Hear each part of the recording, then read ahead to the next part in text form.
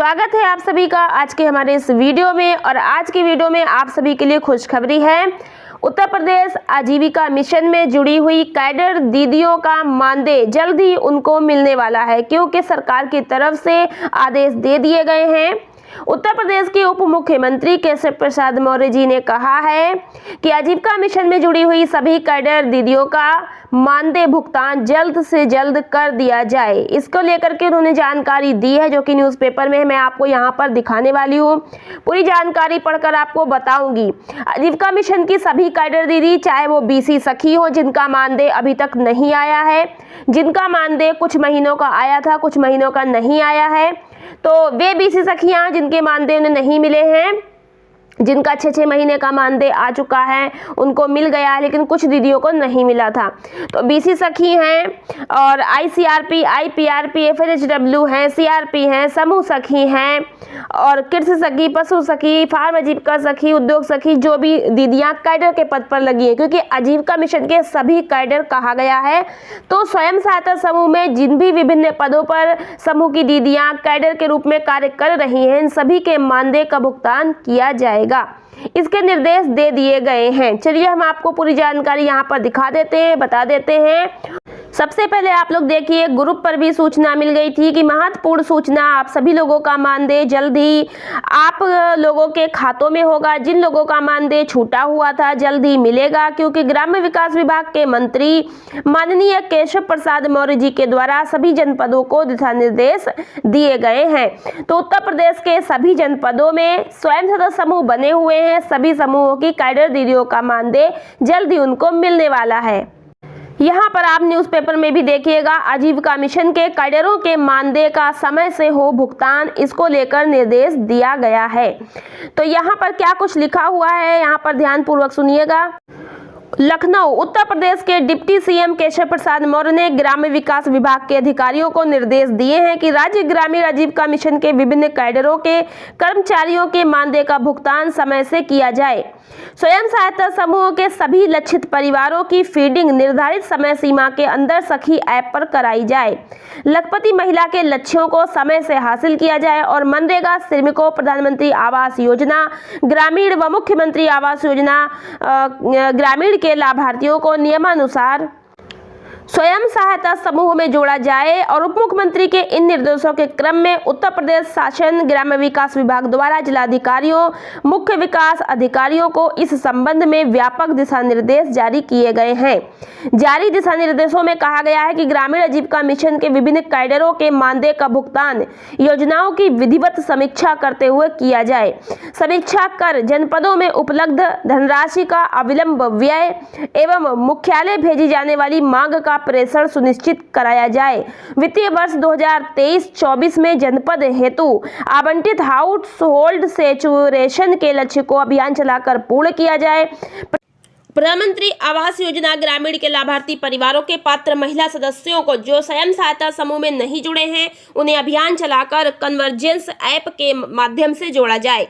इसी के साथ मनरेगा एवं मुख्यमंत्री आवास योजना के अवशेष पात्र परिवारों की महिलाओं को स्वयं सहायता समूह से जोड़ा जाए। स्वयं सहायता समूहों के सीसीएल बैंक लिंकेज में लंबित पत्रावलियों को बैंक के माध्यम से ऋण दिलाया जाए।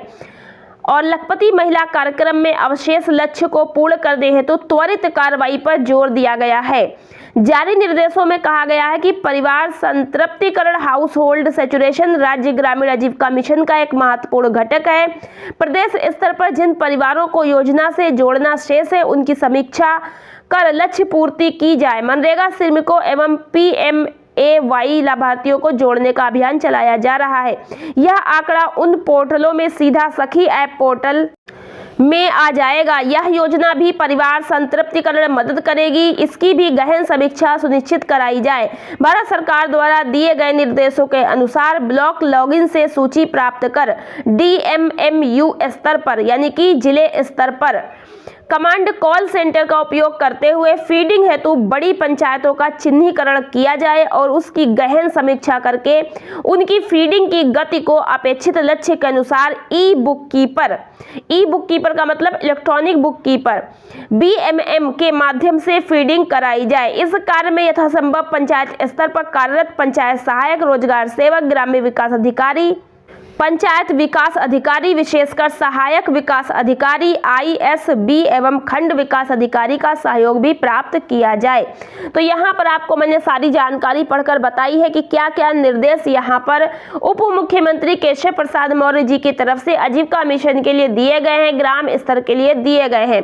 तो आजीविका मिशन में जुड़े हुई सभी कैडर दीदियों का मानदेय जल्द भुगतान करने के लिए निर्देश दिया गया है, जिसके लिए 2023-24 में जो मानदेय आएगा वो वही प्रक्रिया होगी जो अब तक चली आ रही है, पुरानी प्रक्रिया। जो भी ब्लॉक स्तर पर, जिले स्तर पर फंड उपलब्ध है उसका उपयोग कर दिया जाए, व्यय कर दिया जाए, जिसको देना है उसको भुगतान कर दिया जाए, और जो मानदेय और कैडरों का बकाया है उनका एक मूल्यांकन जो होता है, कृषि सखी का मूल्यांकन, समूह सखी का मूल्यांकन, सब लोग अपना फॉर्म भर के जमा करती हैं, वो सब जमा करवाए जाएं। फिर उन फॉर्म को भरकर ब्लॉक स्तर से जिले स्तर पर भेजा जाता है।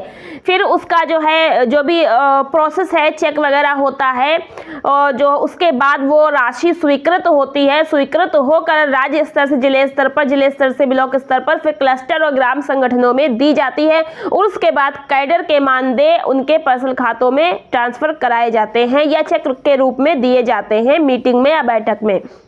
तो इस प्रकार से उसी प्रक्रिया में आप लोगों को मानदेय मिलेगा जैसे कि अभी तक मिलता रहा है। तो जितनी भी कैडर को मानदेय अभी तक नहीं मिला है, तो आप सबको बता दें कि आप लोग की जो प्रोसेस है मानदेय मिलने की, वही प्रोसेस रहेगी कि आपने कितना काम किया है, उन काम को आप लोग लिखती रहती है, अपने रजिस्टर में है, कार्य के अनुसार ही आप लोगों को मानदेय मिलता है। तो उसके लिए आपको एक मांग पत्र, अपना मानदेय का जो पत्र आप फॉर्म वगैरह भर के ब्लॉक में जमा करते हैं, ग्राम संगठन के जो पदाधिकारी हस्ताक्षर करते हैं। उसके अलावा इसी प्रकार से आप लोग का जो भी प्रक्रिया है वो करनी है। तो इसके लिए आप लोग अपने ब्लॉक से जानकारी जरूर कर लीजिएगा। ब्लॉक से जानकारी करने के बाद आप लोग जो है अपना मानदेय प्राप्ति के लिए फॉर्म वगैरह जमा कर सकती हैं। तो अपने अपने ब्लॉक से जानकारी कर लीजिए, क्योंकि उत्तर प्रदेश के लिए ये पूरी जो है न्यूज़ है, उत्तर प्रदेश के सभी जनपदों के लिए है। जो भी आजीविका मिशन में दीदी जुड़ी हुई है कैडर के पदों पर, सभी का मानदेय जिनका नहीं आया है, किसी प्रकार का भी कार्य कर रही हो, वो किसी भी कार्य को आजीविका मिशन से जुड़कर जो भी सरकारी कार्य दिए जा रहे हैं वो करती हैं। तो मैं सबका नाम क्या ही गिनाऊं, क्योंकि बहुत सारे कैडर के पद हैं, सभी लोग कार्य करती हैं। सभी लोग अपने अपने स्तर से, अपने अपने ब्लॉक से जानकारी जरूर कर लें। और इसी के साथ ग्राम स्तर पर अधिक से अधिक महिलाओं को समूह में जोड़ने के लिए समूह गठन भी प्रक्रिया जोरों पर चल रही है। तो जो भी दीदी समूह में नहीं जुड़ी, यदि जुड़ना चाहती है तो अपने ब्लॉक स्तर से जानकारी जरूर कर ले। ब्लॉक पर आजीविका मिशन का एक ऑफिस होता है, उसको NRLM ऑफिस भी कहते हैं। ब्लॉक स्तर पर अगर आप समूह के बारे में जानकारी जानना चाहती हैं तो आप ब्लॉक पे जाकर के आजीविका मिशन के ऑफिस में जाकर के BMM से मिलकर समूह के बारे में पूरी जानकारी जान सकती हैं और समूह में जुड़ सकती हैं या अपना खुद का समूह बना सकती हैं। समूह से रिलेटेड बहुत सारी जानकारी हमारे चैनल पर आपको वीडियो के माध्यम से मिल जाएगी और आगे भी मिलती रहेगी नई से नई अपडेट। तो वीडियो को लाइक और शेयर कर दीजिएगा, चैनल को सब्सक्राइब नहीं किया कर लीजिएगा। सेकंड चैनल SSG वॉइस को भी सब्सक्राइब कर लीजिएगा, उस पर भी आपको जानकारी मिलती रहेगी। मिलते हैं नेक्स्ट वीडियो में। आज के वीडियो में इतना ही, धन्यवाद।